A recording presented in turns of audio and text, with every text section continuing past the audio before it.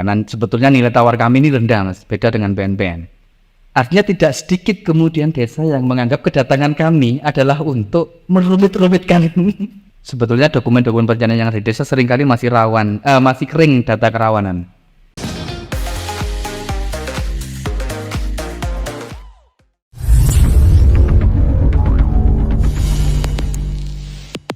Halo Mas Indra. Halo, Mas Arta. Siap. Ini sebenarnya welcome back. Kan sebelumnya kita sempat Mas Indra bantuin kita. Yang kabarnya gagal itu ya? Oh enggak, bukan gagal, bantuin kita. Enggak gagal ya, enggak gagal. Jadi kan waktu itu kan kita kan Mas Indra kan termasuk senior kita. Nah, harus sebut seniornya, nanti kelihatan lah disparitas usianya nih. Iya.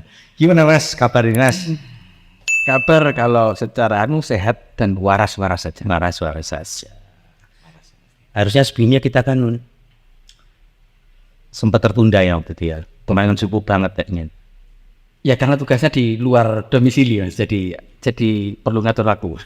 Tugasnya di mana aja? Jadi Mas Indra ini apa sebutannya itu apa Mas? Kalau ini.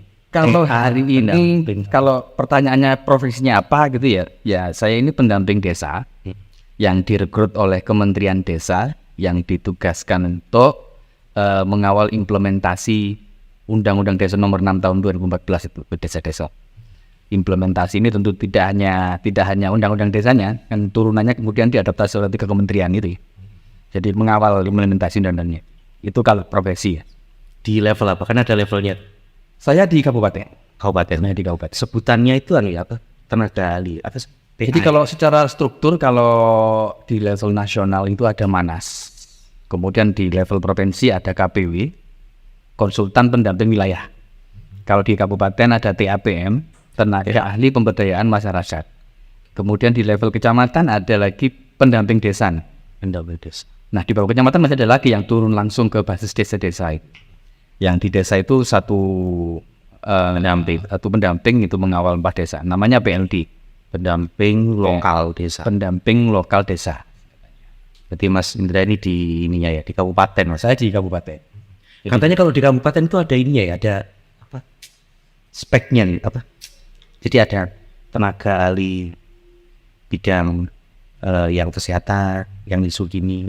Oh dulu. Jadi dulu itu ada pembidangan. Sebelum keluar Kepmen 40 itu ada pembidangan. Jadi satu kabupaten itu ada 6 TA, masing-masing punya bidang masing-masing. Jadi ada bidang DTG, ada bidang pembangunan partisipatif, ada bidang pelayanan sosial dasar, macam-macam sampai 6 itu masing-masing. Nah Mas Indra ini dulu saya di TTG, teknologi tepat guna. Jadi saya mengawal mendorong desa, bagaimana desa itu bisa mampu untuk berinovasi terkait teknologi tepat guna, pemanfaatan sumber daya alam, mengeksplor potensi di desanya menjadi lebih bermanfaat begitu kurang lebih.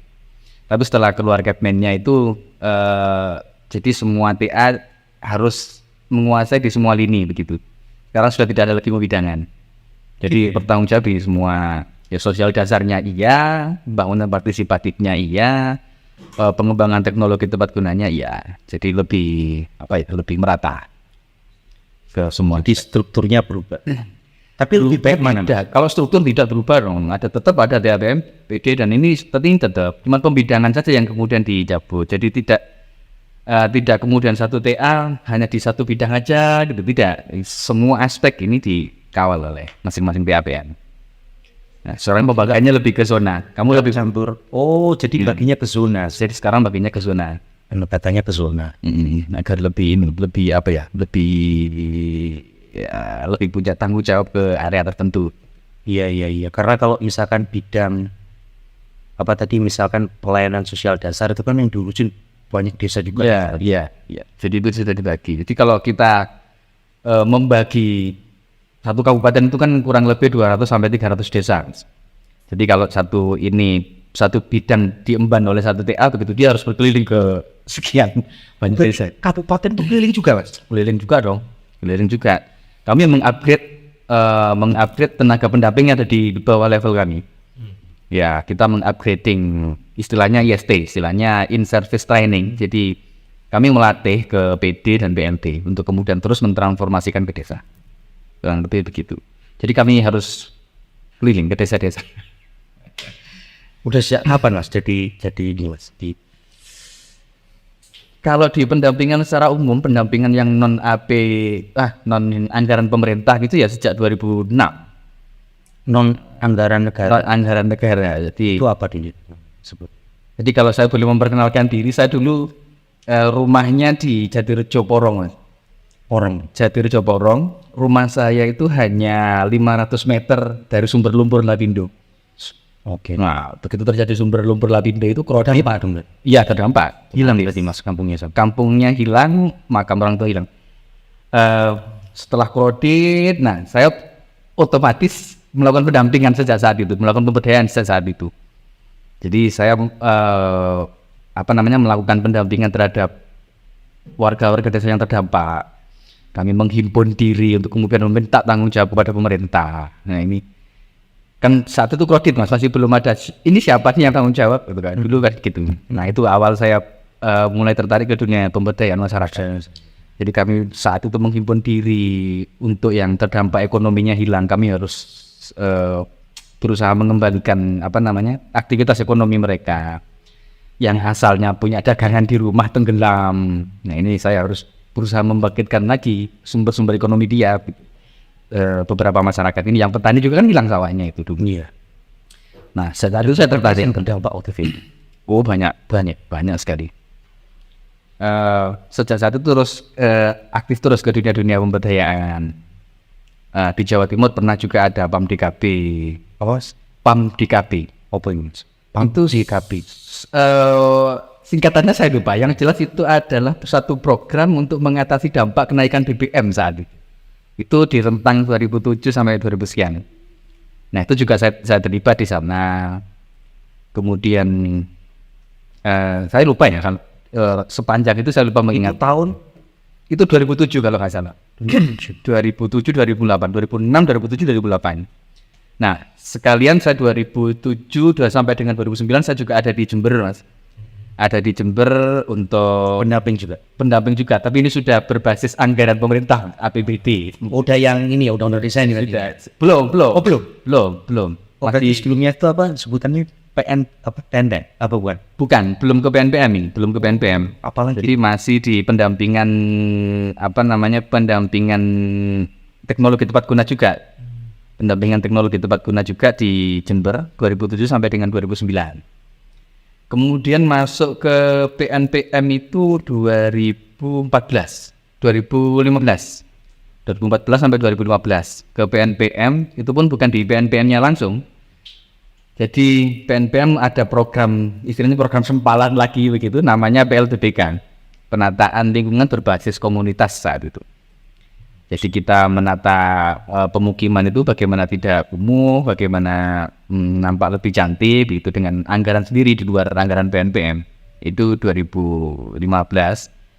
Kemudian 2016, nah ini baru saya ikut rekrutmen di Kementerian Desa. Nah sejak 2016 itu ter-SK sampai dengan sekarang ini masih sebagai TAPM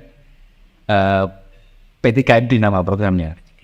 Program Pembangunan Pemberdayaan Masyarakat Desa. Ya. Nah, Kalau itu harus apa? nah ya, ini kalau dawan bisa kawan Iya. Jadi sehari-hari tetap itu Mas yang dampingin itu ya. Wilayah kerjanya mana Mas ini?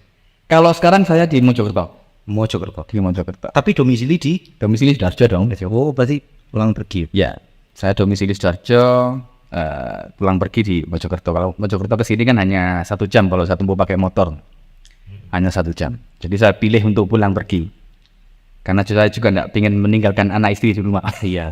Benar. Kalau dulu saya itu ada prinsip dari senior gini. Kalau masih di dalam kota, semalam apapun pulang ke rumah. Ya. Percuma desanya berdaya, rumah tangga tidak berdaya. Betul itu. Ya. Mal penting ya Mas. Ya. Yang nemenin kita di rumah penting. Ya. Jadi apa ini yang ingin Pak Hos kulik ini dari saya? Banyak hal Mas sebenarnya, terutama sampean tadi itu kan cerita perjalanan panjang sampean. Iya. Berarti kan menjadi pendamping. Nah, itu bahkan sejak belum ada undang-undang desa. Belum ada undang-undang desa. Ya memang hari ini saya mau ngomong tentang desa sebenarnya. Yes. Ya kan segala ide, aspirasinya sampean dan apa yang selama ini sampean temuin di lapangan. Ya kan? Nah kebetulan sampean kan tadi bilang pernah jadi pendamping di bidang pengkhususan teknologi tepat guna. Nah, berarti kan ini ngurusin tentang inovasi. Ya. Ini ruang yang berbeda, inovasi dengan teknologi tepat guna. Oh beda nih. Beda ruang. Beda ruang. Iya, beda ruang. Oh, beda ruang mas. Beda. Kalau sampean di apanya itu? Kalau inovasi itu kan bisa kemana saja, inovasi pelayanan, iya. pelayanan sosial dasar, inovasi di bidang pembangunan. Oke, berarti saya mau ngomong ke yang teknologi tepat gunanya berarti. Boleh. Ya kan? Ya. Nah, karena sampean pernah di situ. Iya. Ya kan? Sebagai pendamping, cerita dong mas, gimana? Selama ini yang sampean rasakan sebagai pendamping, yang sampean lihat, itu gimana? Saya mulai dari lahirnya Undang-Undang Desa Nomor 6 tahun 2014 ya. Yang spiritnya adalah secara filosofis ingin membalik subjek pembangunannya siapa gitu di desa. Jadi kalau dulu itu ada istilah membangun desa mas, kalau undang-undang sebelumnya itu jadi sifatnya given begitu, pemerintah berdasarkan usulan dari desa kemudian pemerintah mengeluarkan anggaran untuk melakukan pembangunan di desa. Nah subjeknya di sini masih pemerintah, kalau Top down lah berarti ya. top down, sifatnya top down. Oke. Jadi dulu membangun desa istilahnya. Nah setelah lahirnya Undang-Undang Desa tahun 2014, Undang-Undang Desa Nomor 6 tahun 2014 ini, subjeknya kemudian dibalik. Jadi desa membangun. Nah, jadi desa membangun. Artinya subjeknya adalah ya desa itu. Desa itu yang kemudian sekarang menjadi subjek pembangunan di desanya. Artinya bagaimana dia dilindungi kewenangannya untuk kemudian merencanakan masalah desanya, untuk mengenal apa masalah-masalah yang ada di desanya. Itu semuanya secara mandiri harus dilakukan oleh orang desa. Ya, subjeknya jadi desa. Nah, kami selaku pendamping selain mengawal implementasi undang-undangnya, kami juga harus memastikan mendorong desa ini agar mengenali betul masalah-masalah yang ada di desa. Kan masalah banyak mas, yang di desa itu masalahnya banyak sekali, kompleks sekali masalahnya. Nah, kalau desanya tidak mengenali, bagaimana dia kemudian merumuskan perencanaannya kalau tidak mengenali. Hanya sayangnya memang desa ini kan ada kecenderungan tidak bisa move on dari pola-pola lama. Jadi ketika kemudian mereka dijadikan subjek pembangunan, dokumen perencanaannya ini tetap dianggap sebagai dokumen sebagai syarat sah untuk mencairkan dana desa saja. Formalitas. Formal. Jadi mulai RPJM, kemudian RKPDes, kemudian APBDes. Ini kadang desa ini masih menganggap ini adalah dokumen-dokumen formalitas untuk menyerap anggaran saja. Ini yang susah. Jadi masih kering. Padahal itu salah satu tools ya. Salah satu tools. Jadi kadang sering kali masih kering, ini kita sedih mas. Desa itu kadang masih kering, data kerawanan ini tidak nampak gitu tuh.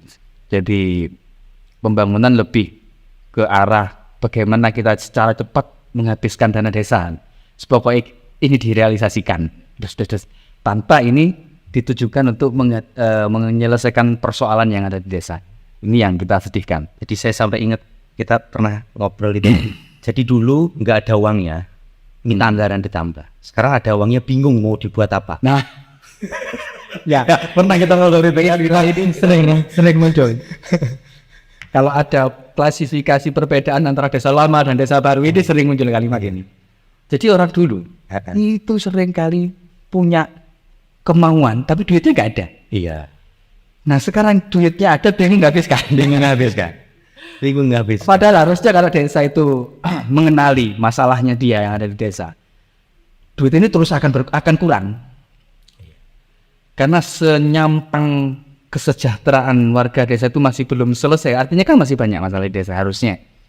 Nah harusnya masih kurang terus di anggaran ini. Karena seberapapun anggaran desa kalau tidak ditata dengan rapi tidak bisa mengatasi mengatasi kerawanan yang ada di desa gitu.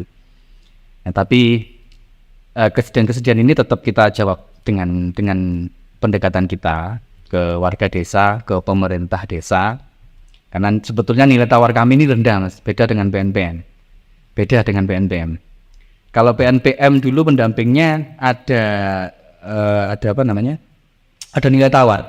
Kenapa kok rendah? Padahal kan teman-teman pendamping itu kalau saya lihat strukturnya Mas tadi ya, sampai kemudian tadi ada pembidangan dan macam-macam. Ini kan bahasanya apa ya? Sebagai orang yang sebagai guidance-nya di bawah kan, ngarahin kan, ini arahan pusat, isunya, kebijakannya apa, teman-teman yang di bawah, karena ada semangat subjeknya dirubah tadi kan. Yang saya maksud nilai tawar rendah itu berbeda dengan model PNPM dulu. Kalau PNPM itu dia adalah pendamping yang turut serta berada dalam setiap tahapan perencanaan dan pembangunan yang ada di desa. Dia juga ikut tanda tangan di situ di setiap dokumen-dokumen rapat yang ada di desa melalui tahapan-tahapannya itu. Dia ikut tanda tangan. Ketika pendamping tidak tanda tangan, maka beberapa tahapan ini tidak sah. Artinya pendamping ada nilai tawarnya, betul. Nah, kami sekarang alur dana desa ini kan dari kas negara langsung ke kas desa. Ya. Kami datang untuk mendampingi memastikan implementasi undang-undangnya sesuai. Artinya tidak sedikit kemudian desa yang menganggap kedatangan kami adalah untuk merumit-rumitkan. Kata desa ada yang berpikir begitu. Kami datang untuk merumit-rumitkan persoalan begitu. Kadang sampai di awal-awal muncul program P3MD ini seringkali kedatangan kami ini dianggap mengganggu sekali. Padahal justru kami adalah alatnya Kementerian Desa untuk memastikan dana desa ini termanfaatkan dengan baik. Padahal kami alatnya. Karena mungkin ini Mas ya. Mungkin tapi ya, mungkin. Karena memang di awal tadi sampai tadi bilang filosofisnya memang pinginnya subjeknya menjadi desa. Dari, oleh, dan untuk desa. Tapi realitanya pendekatan pembangunannya seakan-akan terlihat masih top down. Jadi kebijakannya di tingkat pusat. Oh tidak, top downnya dari mana? Artinya begini Mas, bahwa ada prioritas yang ditentukan oleh Kementerian Desa, iya. Tahun ini prioritasnya ini, dan ini prioritasnya itu kan pada konteks penyelarasan Mas. Tentu pembangunan harus laras dong. Betul, harus lakat kalau itu saja. Ada prioritas memang setiap tahun Kementerian Desa mengeluarkan prioritas penggunaan dana desa tahun sekian ini. Wah, itu tetap kita ada itu. Tetapi menyesuaikan prioritas ini dengan domain desa apa yang menjadi domain desa apa. Satu contoh misal dalam rangka menangani stunting misalkan yang kemarin dibahas itu domain pemerintah nasional, pemerintah pusatnya apa, domain pemerintah kabupatennya apa, domain desanya apa, ini masing-masing tetap subjeknya adalah desa. Ya, tetap subjeknya adalah desa. Cuman saya membayangkan gini Mas, ini bayangan saya Mas. Berarti masalah di desa itu kan hampir sama seperti masalah di negara. Misalkan pendekatannya kemiskinan misalkan ya. Kan itu tidak mungkin kita menyelesaikannya hanya dengan satu pendekatan. Harus banyak keterlibatan. Betul. Sementara ada isu di tingkat pusat yang sebelumnya saya juga pernah ngomong bahwa ini penanggung jawab di tingkat pusat terkait ngurusi desa ini kan kadang kurang tegas. Jadi kenapa enggak dijadikan satu aja di Kemen Desa? Karena Pemdesnya itu ada di Kemendagri, pemberdayaan dan pembangunannya ada di Kemen Desa, keuangannya ada di Kemenkyu. Sementara ada kementerian sektor lain yang ngurusin sendiri-sendiri nih. Keuangan, fisik misalnya, mereka yang kemudian lebih core-nya di sana. Karena nggak mungkin dong Kemen Desa, karena secara tugas dan fungsinya kan dia harusnya sebagai lembaga koordinasi kan. Menurut saya nih Mas ya. Tapi begini Mas, itu kan jadi masalah Mas. Nah tadi yang menarik bagi saya itu adalah, menurut saya nih pendamping desa kan jadi tools, jadi apa ya? Jadi garda terdepannya nih, gitu kan, untuk mengawal semangat undang-undang desa. Nah kalau garda terdepannya aja, prajurit di depannya itu ibarat kata perang itu kan mati dulu Mas. Mendobrak ininya kan. Ya apa ya?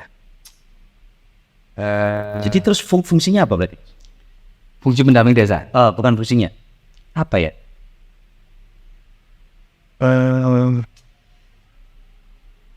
Jadi pendamping desa itu menurut sampean selama sampean jalan ini ya, Heeh.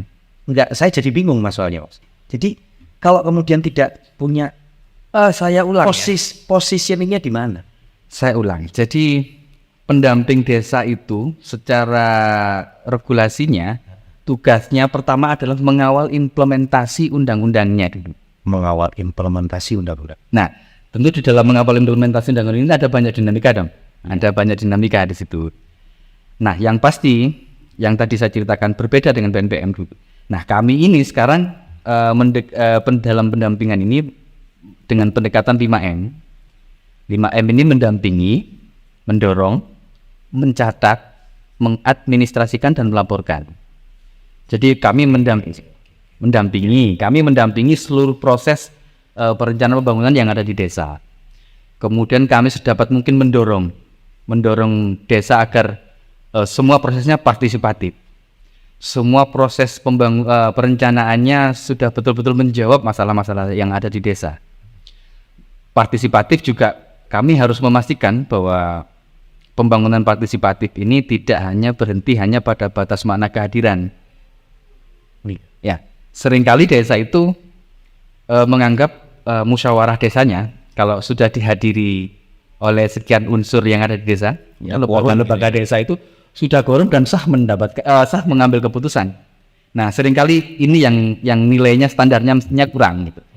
Artinya belum tentu partisipatif karena warga desa juga kalau tidak didorong oleh pendamping, kalau tidak diberi pengertian bahwa kamu punya hak untuk usul, kamu punya hak untuk memperjuangkan kerawananmu kepada desa agar diperjuangkan oleh desa.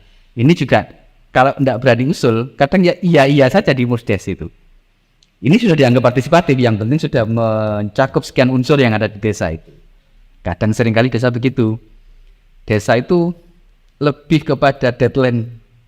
Kalau besok ada deadline dokumen ini harus sudah masuk, begitu misalkan. Hari ini musdes tanpa menunggu pembacaan masalah-masalah desa, yang penting hadir, tanda tangan, foto, selesai, dokumen jadi. Dokumen perencanaan ini jadi. Nah, itu yang sering kali kami katakan bahwa sebetulnya dokumen-dokumen perencanaan yang ada di desa seringkali masih masih kering data kerawanan. Belum ada data kerawanan yang muncul di sana. Itu termasuk peran dan tugas pendamping desa? Ya, jelas. Itu salah satu tugas kami di situ, memastikan pembangunan yang di desa berbasis data. Terus partisipatif tadi. Partisipatif. Tapi kenyataannya masih demikian berjalannya. Masih tidak semua desa. Ada banyak desa yang sudah baik. Jadi istilahnya begini ya. Istilahnya satu orang tua punya anak 5. Kemudian yang nakal 3. Ini kan wajar. ya, Wajar. Sampai tua nakal gitu. Nah, desa juga begitu. Negara ini punya sekian banyak desa yang nakal sekian. Nah, ini masih wajar lah saya pikir. Tapi yang pasti dalam perspektif kami, dana desa sudah membawa sekian banyak perubahan positif di desa. Tidak bisa kita pungkiri ada sekian banyak inovasi yang ada di desa. Bagaimana desa itu sudah muncul wisata-wisata yang ada di desa. Bagaimana desa sudah bisa mengembangkan badan usahanya sehingga berimplikasi pada pendapatan warganya. Ini sudah banyak mas sebetulnya. Cuman memang sebaik apapun kita, kan entitas kami ini banyak mas. Ya, jadi ada banyak entitas yang menilai beragam. Bahkan ada yang mencemooh pendampingan ini juga banyak. Yang tadi sampean bilang Ya, kedatangan pendamping desa itu kadang gimana mengganggu ngeroti banyak, masih banyak. Tapi tidak bisa kita pungkiri, dana desa sejauh ini sangat membawa dampak positif. Itulah kenapa ada rencana untuk meningkatkan alokasi besaran dana desa yang dari awalnya kurang lebih 1 miliar, mungkin ke depan akan dinaikkan lagi menjadi kurang lebih 2 miliar. Sepakat mas sebagai sahabatnya. Sebagai pendamping desa yang melihat realita di ya. Tentu. Karena kami tahu betul dari perspektif kami, saya tahu betul seberapa perubahan kondisi existing desa yang dulu sebelum ada dana desa kemudian setelah disentuh dana desa berubah positifnya seperti apa kami tahu betul. Ya walaupun di parlemen tetap dicibir saja kami. Iya. Tentu itu ada beberapa motif lah kalau itu. Tapi kami menyadari itu dinamika politik anggaran yang di atas. Iya. Tapi yang pasti kami tahu betul bahwa Artinya memang dana desa itu ini berarti ya. Jadi satu instrumen penting juga ya. penting. Ya kalau saya sampaikan datanya tentu nggak cukup satu layar. Jadi banyak sekali inovasi-inovasi yang muncul di desa. Terutama di beberapa event kita bisa memunculkan desa-desa yang layak untuk direplikasi oleh desa lain. Berarti gini dok. Tadi kan kalau saya dengerin ceritanya sampean tadi di awal kan ini. Berarti sampean menceritakan bahwa begini kondisi tata kelola penyelenggaraan pemerintahan di desa. Ya itu tadi kondisi pendamping, dokumen perencanaan dan lain sebagainya. Di satu sisi sampai tadi menyampaikan bahwa dana desa itu sangat berpengaruh. Before afternya kelihatan. Karena naif dong kalau saya hanya ngomong baiknya saja. Ya betul. Agar berimbang saya sampaikan juga. Maksud saya begini. Apakah kemarin teman-teman kepala desa yang ikut ke Senayan lah, ikut demo waktu itu kan? Demo terkait apa mas? Ya itu tadi. Karena sudah beberapa kali yang di awal tahun itu loh, yang dia minta salah satunya ada termasuk penambahan anggaran itu. Kan ada banyak itu kan minta penambahan masa jabatan dan lain sebagainya, kesejahteraan juga ada di dalam situ termasuk anggaran desa itu tadi.